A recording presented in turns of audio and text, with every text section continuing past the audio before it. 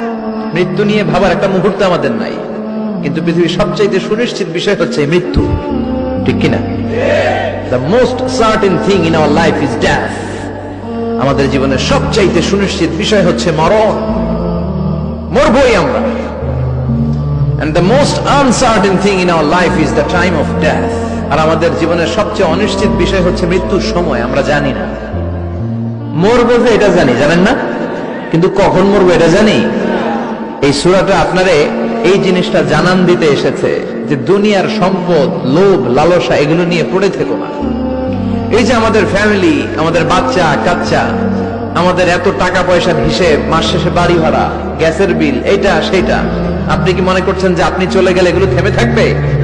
কিছুই থেমে থাকবে না, সব চলবে আগের মতো, থাকবেন না আপনি। এজন্য শাহাদাত ফয়সাল ওনার ফেসবুকে সর্বশেষে লিখে গিয়েছিল, আমি হীন দুনিয়া, মানে এমন দুনিয়া যেটাতে আমি নাই, সব চলে, সকাল গড়িয়ে বিকেল হয়, শীত শেষে গ্রীষ্ম আসে, দিন শেষে রাত নামে, সব চলে, নাই শুধু আমি। চিল্লায় বলেন ঠিক কিনা? তো এজন্য এগুলি একটু ভাবেন।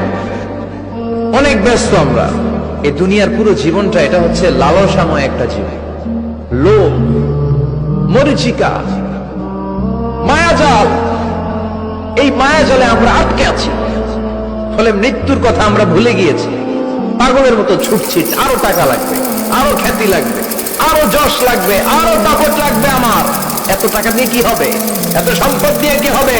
এত ব্যস্ততা দিয়ে কি হবে তোমার? স্টপ, থামুন, অনেক হয়েছে, আন্না,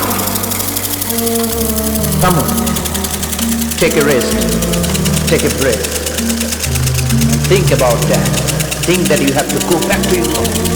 একটু বসেন না, একটু ভাবেন যে আমাকে চলে যেতে হবে, চলে যেতে হবে। এই কোলাহল, এই ব্যস্ততা, এগুলো থাকবে, থাকবো না আমি।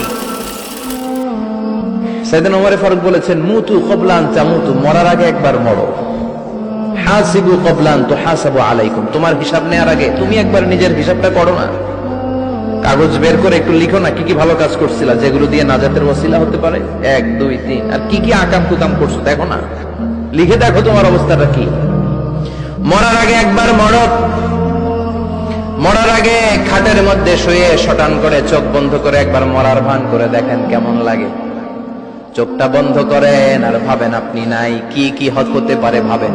আপনার ছেলেমেয়েরা কান্না জুড়ে দিবে, আপনার প্রাণের স্ত্রী বিলাপ শুরু করে দিবে, বন্ধু বান্ধবের চিৎকার আর মাতম, স্থানীয় এলাকার মসজিদে ঘোষণা, অমুক এলাকার নিবাসী অমুক ভাই, অমুকের ছেলে অমুক দুনিয়ায় নাই।